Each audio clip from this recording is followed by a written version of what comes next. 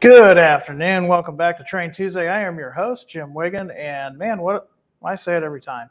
We've got a great show planned for you, and I've also got a special guest with us in the studio today. We'll talk about that mystery guest here in a little bit. First of all, I want to go out there into Train World and see who is joining us today. Let's take a look.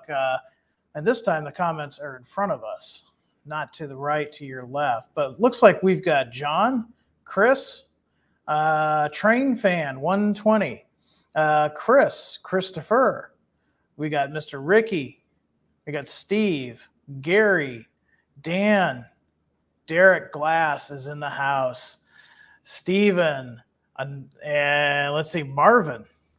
So we've got a pretty good crowd coming up here. We'll let a few of you guys come on in and join us, and we'll fire off some of those names here in a minute. Talking ready to roll today. We're going to be talking ready to roll locomotives. We're going to be talking about ready to roll 53-foot trailers, and also got some Ford pickup trucks that we're going to talk about briefly too. Also going to talk a little bit about the Horizon open house that I've been telling you about for the last 2 weeks, the RC Fest. We're going to have a presence there as well as a layout, and should be a good time. That's coming up this Friday and Saturday. We'll have more details about that soon. But let's see who else is joining us today. I've got John Walsh, and he's calling in from Blue Island, Illinois, just up the road. Hopefully the weather's doing okay up there. Heard we're supposed to get some pretty severe storms later on. We got Kevin, we've got John, we got Frederick, we got Eric and Dave, Austin, UP 1995 rail fan, L&B, and model train novice. Guys, welcome to the show. Thank you for joining us. And like we always say for every episode, let's assume the position. Let's put the hobby knife down. Let's grab our favorite beverage, and let's see what we've got in store for you today here at Athearn. So we are starting out with ready to roll, and we're going to talk about some specific locomotives. Let's go ahead and get that fancy artwork up. And these locomotives, we've run these before, but it's been a little bit.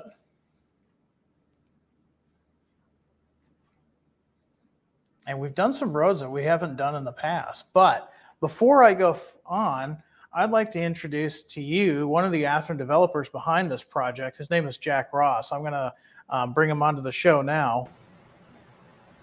Hey, Jack, Jim. how you doing? Good, good. How are you guys doing? Well, we're doing great. You've got some great stuff to show us today. So what I'm going to do is let's talk about these locomotives. These are all former Southern Pacific, aren't they? Yes, they are. The cool thing about these copper basins is they actually kept most of the SP features on them. So I bet the removed red light, which they got rid of pretty much when they got delivered. But one of the things I thought was really neat about these is they actually have a copper paint scheme on it. So that was one of the cool things that we'll be able to do. So really cool. Now I'm looking at Copper Basin Railway number 302. I'm seeing it on my screen. You folks at home are seeing it on your screen too. This is, like you said, this is former Southern Pacific 5321. There's a lot of detail in these ready-to-roll locomotives. You've got the high-mounted brake cylinder trucks. You've relocated the headlight. There's a unique front and rear stripe pattern. And I've noticed that all three of these Copper Basin railways are slightly different.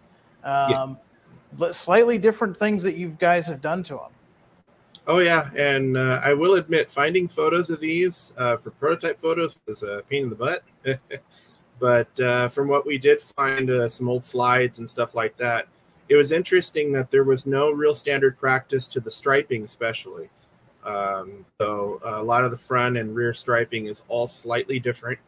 And two of the three actually have a white roof, which kind of hard to tell in the photos. So, yeah, definitely. Let's see. We're going to change that up a little bit. Now, while I get those pictures back for us to see, tell us a little bit about this unique railroad, for those that don't know about the Copper Basin Railway. Well, operated or concentrate, I believe it was. They were used in heavy drag service, And as far as I know from the research I did, they didn't stay too long on Copper Basin. I don't know if they were already pretty much worn out by the time they got them, or maybe they were too heavy for the track or something. I noticed a lot of the power they got afterwards was a lot lighter, like Jeep 39s and such like that. But that was pretty much just mainly for drag service. And from the photos I found, they pretty much ran them together. It was kind of odd for them to separate. Very interesting. Now, when about when did we start seeing those? I believe they were purchased around 88, 89, directly from the SP. And they ran, I think, until the mid-90s. And then they started replacing them with more modern, power. Okay. Well, we got one more here. We're going to bring this back up. We're having some slight technical difficulties here. There we go. So this is the second one in the series. This is a like you were saying, they have, this one has the white roof that you were talking about. So they're, your typical, going on to their second life, if you will, and each one, it has its own unique set of details. Right. Yeah. And so, yeah, it was pretty neat to go through all these. Even some of the trucks were slightly different. So it was something that was really neat that we can capture on these models to do all of these different features. It was pretty nice. Really cool. And, as far as I know, Jack, we haven't offered this railroad before, have we? I believe no, we haven't. In fact, there's a few also in this list that we haven't. So that was kind of a neat surprise when I saw these, like, oh, right, this will be fun. So. Now, here's one that I really knew very little about. Tell us a little bit about this railroad and its unique paint scheme. Well, these are, I don't know if you remember, but the movie Switchback from quite a few years ago. When they were sold from the SP, they were repainted into a Rio Grande scheme. And I believe we actually did models of those. And they were used for the movie. So after their little movie stint was over, they ended up being sold to an aggregate service that ran, I think, out of Colorado, I believe. And then they were sold to this railroad, painted them up. And it's a really sharp-looking scheme. I know it's somewhat simple, but it's definitely eye-catching.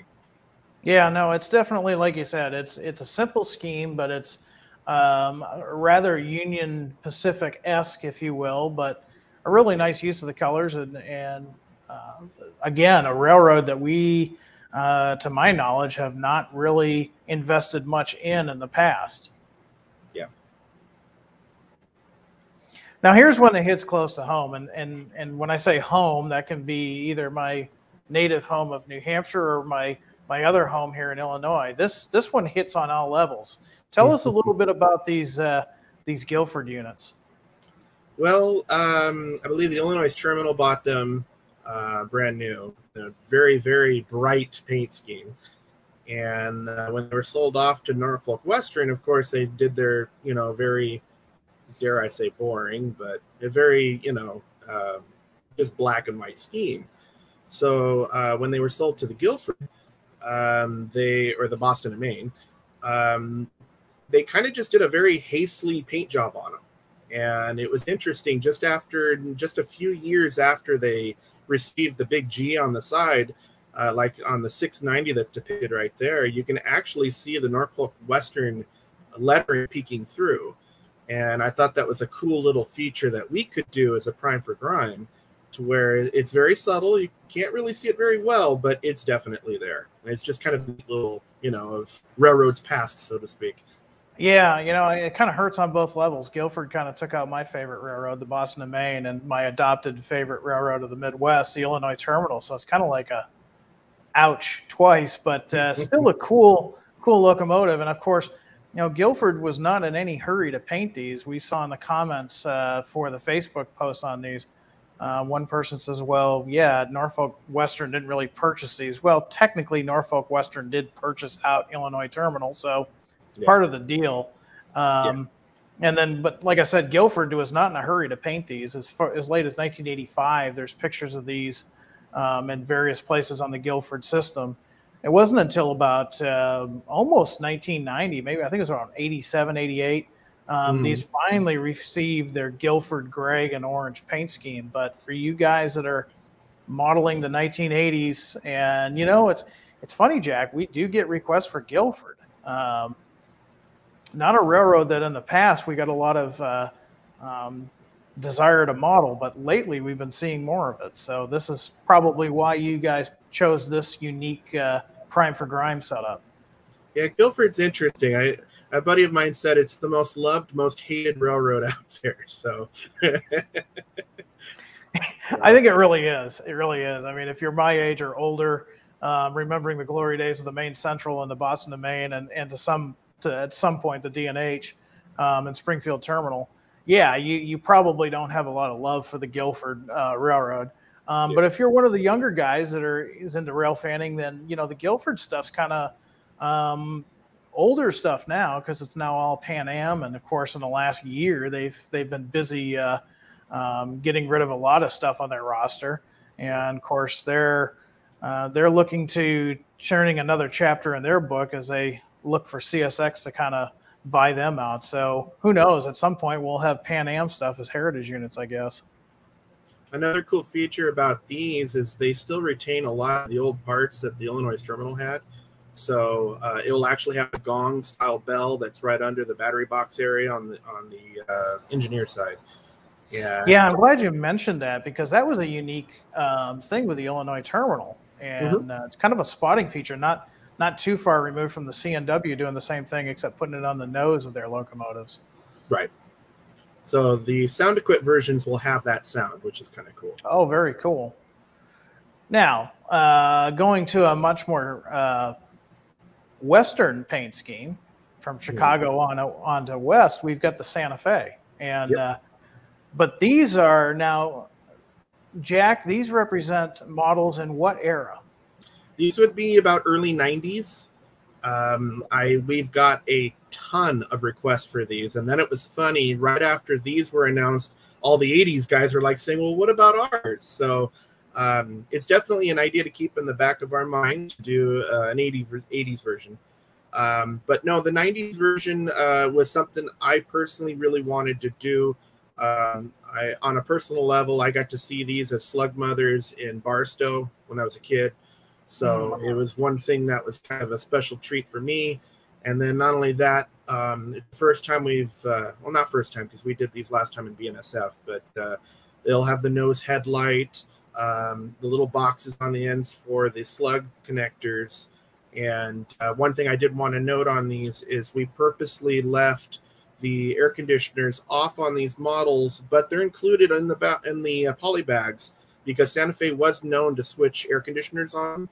So we thought that it would be a good idea that we include both with each model, and then the modeler can decide on which one they want to use. Oh, that's cool. Whenever you know, there's a lot of details like that. Sometimes we'll include in the bag, and it just allows the modeler to fine tune it even more. That's always a good thing. Now, Mike's got a question that I'll answer before going on to the next one. Mike says, when will these be released? Well, these are pre-orders, Mike. So basically everything that you see Jack and I talking about today, these are available for pre-order through your favorite dealer until the end of the month, which is the 24th for us. It's Friday the 24th. And they will come, once you've pre-ordered, they'll be here in about a year. So if there's anything that you see here today, Mike, that you would love to get your hands on, be sure to contact your local dealer. Get down there before the end of the month and pre-order any one of these fine locomotives. And yeah, these are just it's just amazing how much detail you guys pack in on the ready to roll locomotives. Now this one here, I mean, we've talked a little bit about my favorites in the past, and I know this is one of your favorites, Southern Pacific, but tell us a little bit about these. Now, these are really special for me because these were right at the end of the SP. So two of these, 5296 and 5298, were both actually renumbered, I should say, because when SP and Rio Grande were getting their road number all of their road numbers together in their system, they were actually conflicting with a lot of the Rio Grande SD45s that were in the same number class. Okay. So all of the Rio Grande numbers that basically copied the SPs, it was just easier on the books for SP just to renumber them in a number class where it didn't conflict them. So that's what they did with 2 of these. And these lasted all the way until 95, I believe, 96.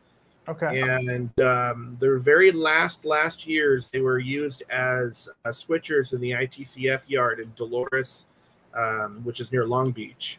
And but they did roam all the way out through Colton. I did find pictures of them switching in and out of Colton, and what was left of Taylor Yard in LA.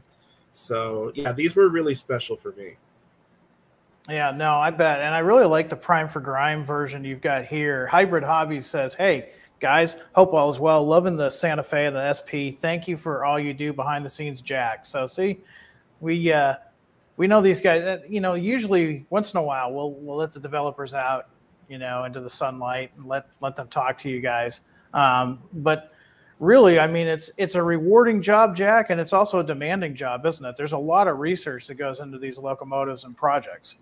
Yeah, and then you get to spots to where these were a little on the difficult side because after the 2 that were renumbered, there was very little photographic evidence of them.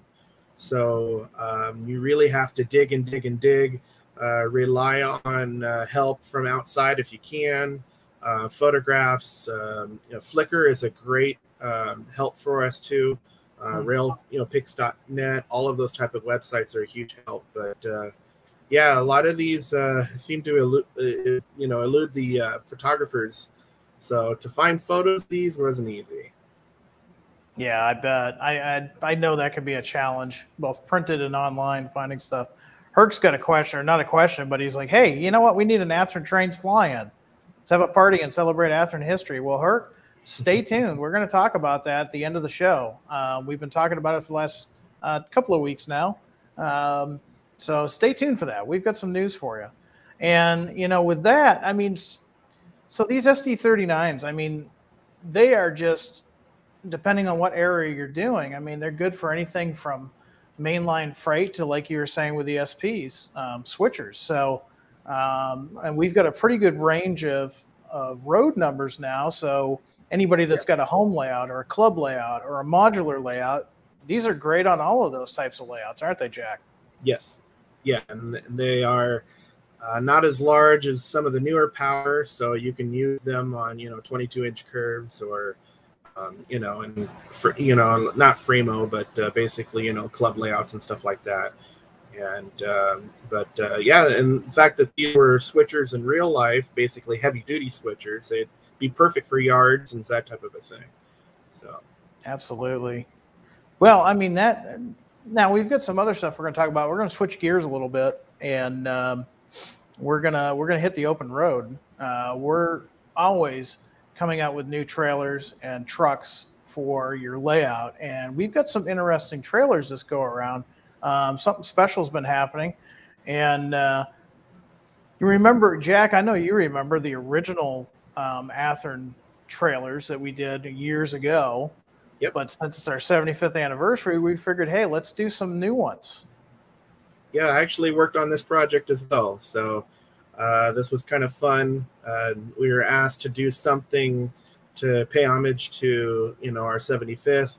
So we kind of came up with the idea of, well, instead of just doing a 75th anniversary, let's really, pay it forward and do all of the older schemes that people are, remember from the old days. So that was something that was kind of fun to do. Absolutely. I mean, that's the next one that I'm going to show here. This is the one I'm thinking of. I remember this one. I remember seeing this years ago, that light blue with the standard logo. Really cool to see that come back. Yeah, I believe that was from an old Blue Box or an SE set or something way back in the 90s. We actually had one of the trailers on my club's layout. So I was like, oh, we got to do these again. So that was fun. Yeah, it's funny you mentioned that too. Sharp eye enthusiasts will notice our social media threads every now and then. There's a picture by Chris Rippey, and you might see a trailer just like this in the background. So we should do it like a Finding Waldo thing. He's a very good friend of mine. He's actually a superintendent of our train club. So Oh, very cool. He does photography on the side, and it's kind of bugged me when I'll bring him in to test the models. Hey, can I take photos? I'm like, sure, why not? So yeah, it's been a absolutely. lot of fun. And then last but not least, we've got this striking kind of a modern day pinstripe and decoration here with the Athearn 75th anniversary logo. If you've purchased some Genesis locomotives recently, you'll notice your box includes this artwork. We're pretty happy because 75 years, that's a good run. Going from where we started back in the days right after World War II, right up until now. It's something to celebrate, isn't it, Jack? Yes, definitely. And that was one thing that, not only working for the company, but it's something to be proud about, to be able to say that we've been, as a company, been around for 75 years. There's not many people that can say that. So it's pretty nice. Yeah, that's true. That is really true. So we didn't stop there. And Jack, like you said, you were part of the team. You were working on these. So you came up with some great trailers that are from 90s when these 53 footers really started to take off up until current day. Let's talk a little bit about them. The first one we've got here is Bay Logistics out of Michigan. Mm-hmm. Yeah, it was fun with these. I wanted to find stuff that we've never done that can, anyone can see on a train or parked outside and, of a warehouse or something. And I wanted to do something different, not the typical rehash of stuff over and over and over again. I wanted something kind of fresh. So that's what I did with these, is I found some trailers that we've never done, and I really wanted to showcase that. So got a question and a concern from Amy. She says, Jim, I tried to pre-order the Southern Ford pickup from my hobby store, which new Brookfield Hobbies in Columbia, South Carolina. Yeah, owner said he hadn't received anything from us yet. So Amy, tell your dealer to contact his sales rep, and also he can find some information online. We do have some dealer resources. If you're a dealer out there watching the show, you can always go to our fast serve through Horizon Hobby and get the PDF of what we're talking about here. So definitely, if Amy, tell your dealer to contact their sales rep at Horizon, and we can get you set up with one of those trucks. And we'll be talking about those in a minute. I don't know if that was your project too, Jack, but there's some pretty neat paint schemes on those pickup trucks we're going to talk about in a minute. Yeah, no, that wasn't mine. Now, here's one I'm not real familiar with. And so since you did probably the lion's share of the research on this, the Bison Transport, I don't think I've ever seen one of these. Yeah, neither have I. It was those to where just researching photos and I came across them, and I thought I really liked the logo myself. And two was another one we've never done. So it was something to where another eye-catching logo, great for a train or something like that. So yeah, definitely. Yeah, it's one of those things where, trucks and trains at one time, they were in pretty good competition. Now they're kind of in a harmonious relationship, if you think about it. And so if you're doing modeling of modern era, I'd say probably from the 80s on forward, you're gonna want to get some trailers. Now these 53 footers, these put you right into the 90s when they started allowing these large trailers on the highways. And we've talked about the evolution in the past, how we went from small 35 foot, 40 foot, 45, and just continued to go on. We really saw a jump in the size after the 1970s, the deregulation on the highways. And as a result, in the 90s, we get some really cool paint schemes. Now, here's one that I'm sure a lot of us in the Midwest have seen, Millis Transfer Incorporated up in Wisconsin. Yep. This one's a little special. On a personal note, I have a very good friend of mine who is a truck driver, at least he used to be. And he kind of begged and begged and begged for us to do this road. So it was one of those fun little, well, why not? I could throw in a little extra something. So this one was fun. Another really eye-catching scheme. Another personal one that I really enjoy. So yeah, no, it's really cool to see the different schemes on these. Here's one. I'm gonna take a guess, even though I've not seen one of these before. I'm gonna guess this has something to do with Canada. Would I be right, yes, Jack? Sir. Yeah. I don't know exactly where in Canada. Of course, I don't know if the maple leaf gives it away or anything, but yeah, this was another one. I really like the font. I was really happy that they were able to give me some freedom on these trailers to really kind of just pick stuff that was really easy and, you know, something that's different. So I was able to have a lot of fun with that. Yeah, always a good time. Now this brings back great memories, and it's just a fun paint scheme, the Wonder Bread. And you know, when I was doing the social media slide for this, I was trying so hard not to be, as the British say, cheeky. But I guess you could say this is a fresh new offering from Ready to Roll. Yeah. Yeah, and this one was also there was actually a factory out in Chino, which is not too far from where I live. That used to be a Wonder Bread factory for Hostess. And I remember seeing the trailers as a kid. So it was another one of those to where it'd be a lot of fun just to throw around, put a little bit of spice on the layout type of thing. So yeah, these were neat. Well, that's cool. I mean, I appreciate the fact of you coming on here and showing us all the neat stuff that's coming out. We're going to talk about one last thing that's new. And Jack and I mean, before we came to work for Athearn, both of us have backgrounds with a certain motor company. And we're both pretty proud owners and former employees of the Ford Motor Company, and Athearn's actually got a really good license with Ford. So we've got some pickup trucks to show you. So let me go ahead and bring those up, and we'll talk about those real briefly. I know Amy, you were looking to order one of these, so be sure to talk to your dealer about that. So let's see. We're going to go to the Athearn website to grab that one. And we've got quite an assortment. We'll zoom in on these a little bit too. Here we go. So here we have, you know, your early 1950s F100. And we've had this model for a little bit, but we decided to do some maintenance away trucks. And we hit Canada, we hit the West Coast, we hit kind of the East Coast. We kind of hit it all, didn't we, Jack? Yes. And I really like all of the different paint schemes that we did too, with all the old logos on them. It's really neat looking. Yeah, it's really interesting to see. You know, with a little bit of kit bashing, you can make these just about anything. One person had asked on social media, "Hey, is there a way to, you know, make this undecorated?" And yeah, actually there is. If you take, for example, the Pennsylvania one here, the yellow one, if you go to our YouTube channel and check it out, we've got a how-to video on how to remove numbering and lettering and things of that nature.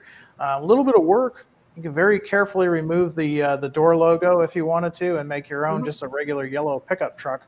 But these are just great models to put on the layout, whether it be, in this case, 1950s into the early 60s, or as I scroll down here, we also did some hot rod versions, which that's always cool. Yeah. Yeah, it reminds me a lot of LA with some of those. Well, yeah, definitely. Out where you're at, there's a lot of car shows. The weather is definitely conducive to that. Yeah. Yeah, I'm just going to go through the comments. Chris says, "Hey, these are cool, but I need some modern pickups." Don't worry, we're looking into some things.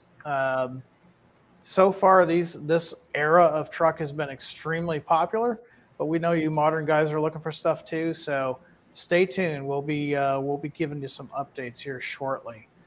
Go through some other ones. Somebody was Kevin would like to see some nickel plate pickup trucks. We might do that in the future. Yeah, that's a good idea. But yeah, I mean, both of us probably have some exposure to the F100. I know it's probably America's, if not the world's first, the F100, then going on to the F150, most popular, most selling vehicle. So it was just natural for Athearn to go after the Ford Motor Company license to bring these to your layout. And these, like we were saying, you know, the custom ones, you could park those in front of your own little, you know, car parts place on your module or your club layout. You can put them in a car show. I know Jack and I might be guilty of making HO scale car shows. I have no idea what you're talking about.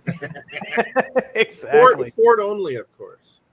Yeah. I might sneak in some some other models here and there, but yeah, they generally tend to be from the Blue Oval. So great. Well, you know what? Let's go ahead. I've got some more things to show you. And Jack, I'm going to have you stick around for a little bit. So if you've got a question for Jack, especially in development, because this is the guy to ask, stick around, put your question out there. I'll try to grab them and let Jack answer them. But the next thing I want to talk about, and this is kind of in your wheelhouse, Jack, you know, yourself and John and Janik and the other guys out there, you know, we do these pre-orders every month. There's a new model, there's a new locomotive. We don't simply just run the same locomotives, though, over and over again with different road names. We do, part of development is updating those things. And I wanted to share something with you today from one of our developers on what kind of things that we typically will update on a locomotive. Now, in this case, I'm going to show you a picture of the MT4. And these are just some of the updates that we've done to this locomotive. So the MT4, we talked about it in July. It was open for pre-orders. And we talked a little bit about some of the updates. But this, and you'll see this later on Facebook and Instagram, but this kind of shows you what gets done. The developer has to go in there and do subtle changes to the locomotive so that the dual speakers for the Tsunami 2 work. The tender has to be updated. There's all new tooling involved for the lighting, for the LED lighting, and just to make things look better. So one of the things that Athearn is continually doing is we're striving to make the next release even better than the last release. And Jack, I'm sure you're no stranger to that. You've been on a lot of the programs where you've updated a locomotive or a freight car. Yeah, well, I do mostly existing projects. A lot of the upgrades are done with the newer, you know, with John and all of that. But it is nice to incorporate, especially if we have anything new tooling wise that we can incorporate on an existing model, just to make it that much better. It really is really nice. Yeah, it's nice to know that, you know, a company like Athearn doesn't stay around for 75 years by resting on their laurels. And we're not perfect. We still make mistakes, but we try to correct them, just like with the GP or the SD60Ms. We went ahead and fixed those up. So we're continually striving to make the models better, perform better, sound better, just to make your modeling experience that much better. So it's good to be a part of that, isn't it, Jack? Yes, and I want to make sure everyone knows we do listen. I know all of us, you know, kind of look over Facebook and a lot of the social media stuff. We see the comments. You know, we're not perfect. There's a lot of things sometimes we miss or accidentally overlook. It happens. We're human. But we are very appreciative of the help that we do get. I know there was a slight issue with the Santa Fe SD39s this time around as far as paint scheme. I had a gentleman reach out to me, and we're going to be reworking some of the artwork on that before it goes to the factory. So we do listen, and we do appreciate everybody's insight and help on that. It really means a lot to us. Yeah, that's true. That's very true. Well, one last thing that before we go on to questions, I want to share with you. We talked about the old days of the Athearn open houses, and now we're proud to be a part of the Horizon Hobby family, which is a big umbrella of stuff. Everything from radio control aircraft to radio control cars and boats, and you name it. It's a fun place to work. There's never a boring day here at Horizon Hobby, and I'm just happy and fortunate enough to be where my passion is, which is model railroading. But once a year, we have an open house, and it's called RC Fest. And RC Fest gives you, the general public, a chance to come in and not only experience everything that Horizon Hobby does, but it allows you to take part of anything that you see on our website. So if you've ever wondered about maybe flying a RC airplane, well, there's a station where you can sign up and basically go with a pilot as a trainer and actually fly that model airplane without fear of, you know, injury to the airplane or yourself. Same with racing. If you've always, you know, secretly desired to be inside a NASCAR and go around Talladega, well, you can live that experience out at RC Fest. You can run an RC car. You can run an RC truck. In fact, the really cool thing, Jack, and Jack, you and I have talked about this, not only am I a Ford enthusiast, I'm a Jeep enthusiast. And coming from New Hampshire, you know, driving your Jeeps or your Broncos or your Blazers on trailing events, off-road trailing and things of that nature, that's a fun hobby. It can be an expensive hobby, but fortunately Horizon Hobby's got a whole bunch of vehicles in miniature 1/10 scale where you can do that in RC. But the best thing is, and if you're watching this, you're probably wondering, what's Athearn doing at this event? Well, Athearn is going to have a special booth this year. We're going to be located at the hangar, and we're going to have our typical display as well as a small layout that will allow you a chance to operate the layout. Now, it's a simple Inglenook layout, and it gives you a chance to try one of the newer Genesis releases, and also lets the kids get a hand at model railroading to prove that model railroading is fun. And once you've done a simple switching exercise, you get a certificate, and you're also entered into a drawing for a brand new Genesis locomotive. So we'll be giving away a Genesis locomotive on Saturday and one on Friday as well. And of course, you get to take home a really cool certificate that you got to run the Athearn locomotive. Looks like we're going to have some Illinois terminal stuff there. So that'll be a lot of fun. Jack, maybe you should fly out for this. Well, I'd like to. I've never been to the Midwest, so I'm definitely a California boy born and raised. So I don't know how I'd do with the colder weather, though. If I see snow, I might freak out. Well, everybody, if you've got more questions on the RC Fest, and that's coming right up. It's going to be coming Friday, September 10th, and Saturday, September 11th. They're all-day events, and there's plenty to see, plenty to do. Go to horizonhobby.com. Also be looking at our social media feed. We'll be placing some things out there. The event's free. There's just a small parking fee, and it's located right in the heart of Illinois. And ironically enough, it's right next door to the Monticello Railway Museum, which is one of the premier railroad museums in the Midwest. So it's a good chance to come out and see a bunch of different trains, as well as experience some other things that you may have been curious about. Yeah. So let's see what we got for questions, and then we'll wrap this show up. If you've got a question for Jack in the development process or what he's talked about here today, here's your chance. If you got a question about anything else, go ahead and send that question. I'm looking at comments now, and let's see.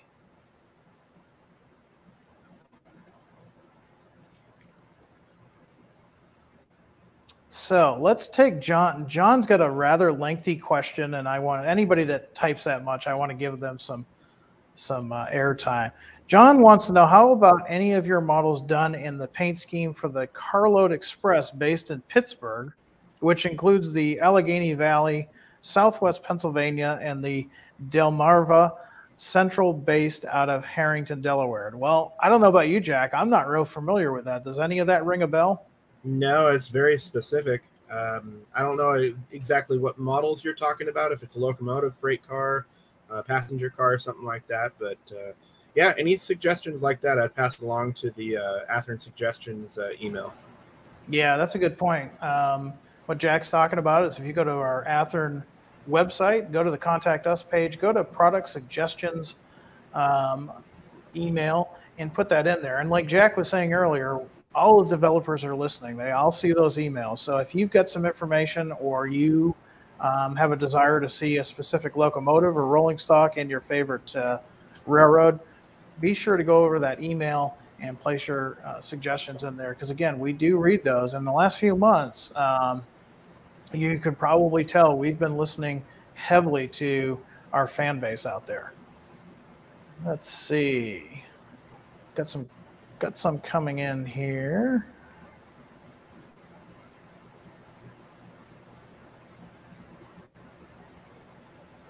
Here's one specifically for you, Jack. It's from Chris.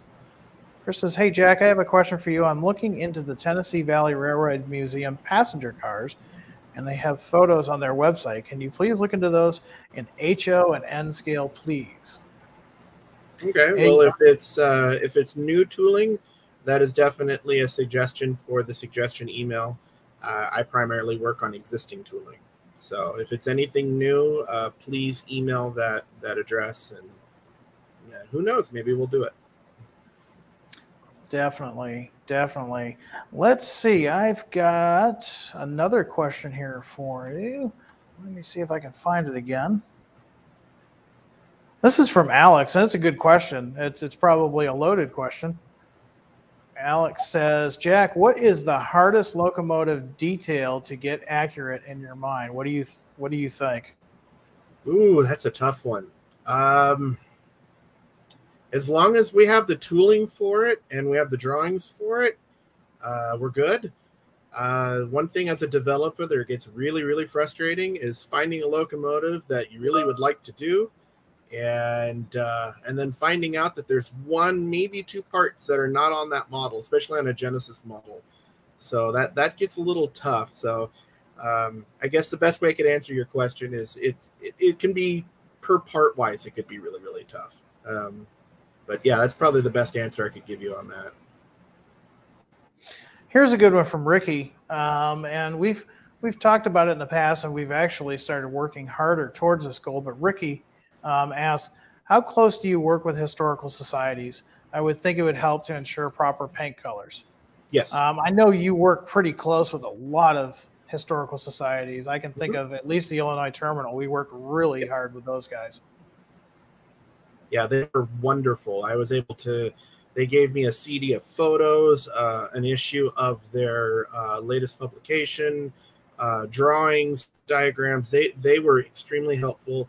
Another one that was extremely helpful was the Chicago Northwestern Historical Society with the C&W ACF 4600s that we did.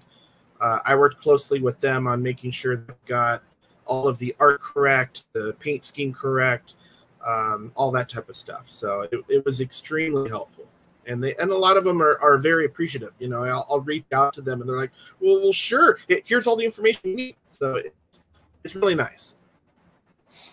Really cool. And I know, Jack, you and the other developers, I know not only do you work with historical societies, there are experts out there that have spent a majority of their hobby time researching one specific railroad and into specific locomotives even. The UP comes to mind. I know the SP, there's quite a few guys besides your personal self that go into the archives. So it's probably, Jack, when you say the research is the lion's share of any one project? Definitely. And we don't do a pass off of, oh, that's good enough either. I want to make that clear too. I mean, we really spend sometimes up to a few weeks researching projects, making sure that we can get as accurate as we can. So a lot of work is involved on that. Great. Well, Jack, I want to thank you for coming on board today. It's always great to have you or any of the developers come on board and kind of give us a behind-the-scenes look. I know the fans out there really appreciate your time and the effort that you and the others put into all these models. So we'll talk to you later, Jack. Thanks again for coming on board. No problem. Thanks for having me, and everyone have a great day. All right. Well, I wanted to thank Jack for coming on here. Like I said, he's a developer that's hard at work, making sure these models are what you're expecting. And there is a lot of research that goes into these models, whether it be Genesis, Ready to Roll. Roundhouse, we kind of have some fun with. Roundhouse is more of the entry-level type brand, but with Ready to Roll and going forward into Genesis, there's a lot of research that's involved. Do we always get it right? It's hard to get it right 100% of the time. We'll admit to our faults. And like Jack said, if we can get it corrected before they actually get put into production, that's something that we're always striving to do. So we need to know from you guys. And we do watch the social media threads. Myself and others follow that as we allow, not just from 9 to 5, but during the evenings, during the mornings, all those times. So Athearn is listening. There's a whole team of us. It's not just me. It's not just Jack. And we all appreciate your input. We really appreciate your business. And after 75 years, we look forward to doing some more good work and doing some more great models. So that is all I've got for you today on this Tuesday. Like I said, if you get a chance, if you're available to come out to the central Midwest, go to horizonhobby.com. look up RC Fest. It's going to be a great time. Give you a chance to see some full-scale locomotives, as well as talk with myself and some other representatives from Athearn. A good time to be had by all. Until next time we talk, which will be next Tuesday, I want everybody out there to be happy, be healthy, do some modeling, and above all, high greens. I'll see you guys later. Take care.